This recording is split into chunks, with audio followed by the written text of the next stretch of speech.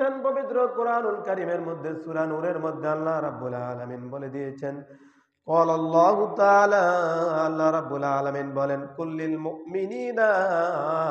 হে রাসূল আল্লাহ রাব্বুল আলামিন বলেন হে রাসূল কাকে বলেন হে রাসূল কুল্লিল মুমিনিনা আপনি মুমিন পুরুষদেরকে জানিয়ে দিন মুমিন পুরুষ যারা রয়েছে তাদেরকে জানিয়ে দিন ইয়াগুদ্দু মিন আবসারিহিম তাদের চক্ষুটা যাতে অবনত রাখে যখন তাদের সম্মুখে কোনো পরনারী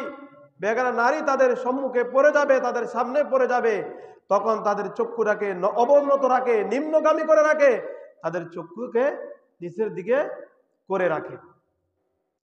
ওয়ায়াহফাযু ফুরুজাহুম এবং তাদের গুপ্তাঙ্গের হেফাজত করে কি করে ওয়ায়াহফাযু ফুরুজাহুম তাদের গুপ্তাঙ্গের হেফাজত করে যালিকা আযকা লাহুম এটা তাদের অন্তরকে আত্মাকে পবিত্র রাখবে কি করবে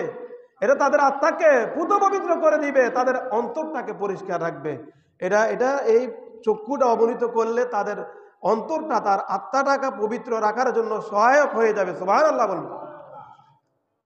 আল্লাহ বলে ইন্নাল্লাহ খাবীরুম বিমা ইয়াসনাউন আর তোমাদের সকল কার্যকলাপ সম্পর্কে তোমাদের সকল কাজকর্ম সম্পর্কে তোমরা যাই করো না কেন